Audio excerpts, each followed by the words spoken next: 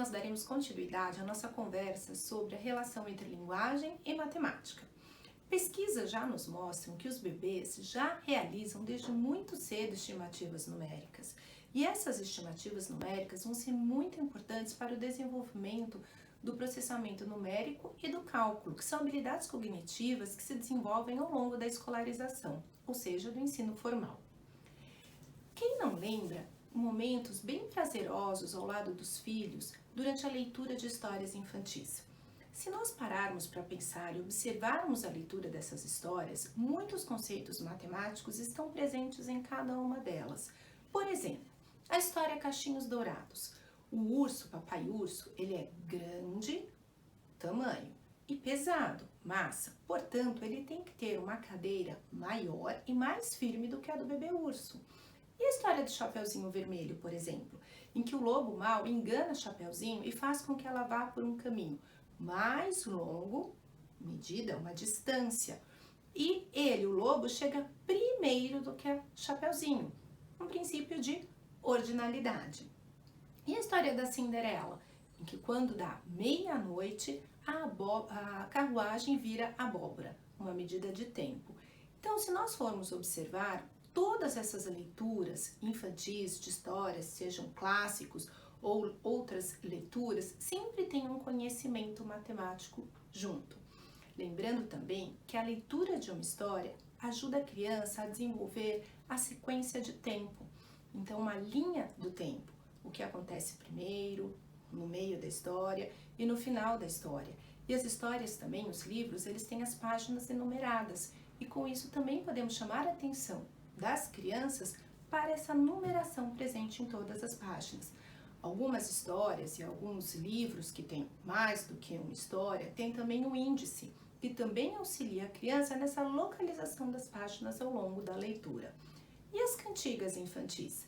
Por exemplo, quando nós cantamos ou ensinamos em sala de aula, como professora, ou você, pai e mãe, com os seus filhos, brincando com a cantiga dos índiozinhos. 1, 2, 3 índiozinhos, 4, 5, 6 índiozinhos, 7, 8, 9 índiozinhos, 10 no pequeno bote.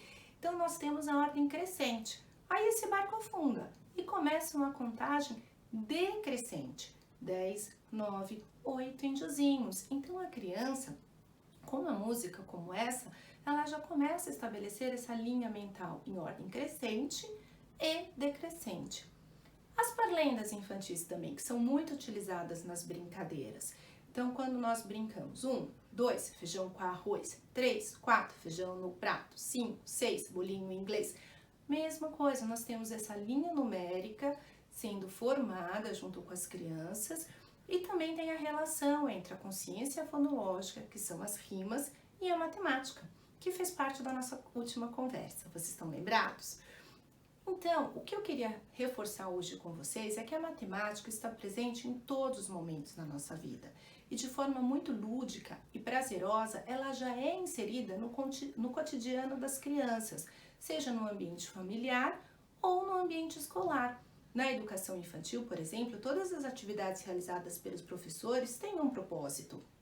Quando nós realizamos, como pedagoga, a contagem dos alunos que estão presentes e ausentes naquele dia, já estamos trabalhando com as crianças um princípio de adição, de subtração.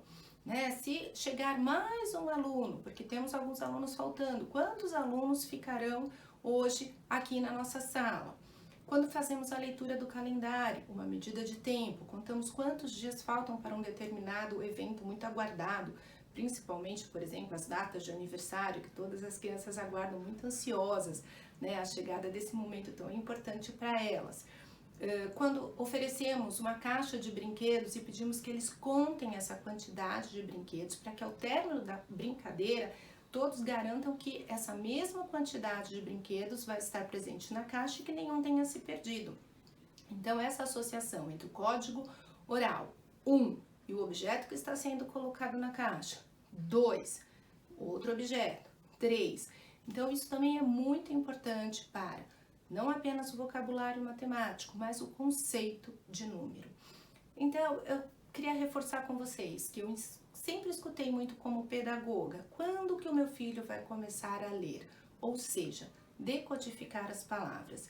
E a preocupação com a matemática sempre esteve muito presente no ensino fundamental, quando as crianças não têm alguma dificuldade ou não conseguem realizar algum cálculo, alguma conta armada ou na resolução de algum problema matemático. Mas a matemática, ela já é desenvolvida, ela já é estimulada desde muito cedo na vida da criança. Como eu falei, os bebês já realizam estimativas numéricas e ao longo de toda a educação infantil, de toda essa primeira infância, a criança ela é estimulada, ela é exposta a conceitos matemáticos de forma muito lúdica e prazerosa. Então, a matemática ela não é apenas resolução de cálculos ou resolução de problemas, ela é muito mais do que isso.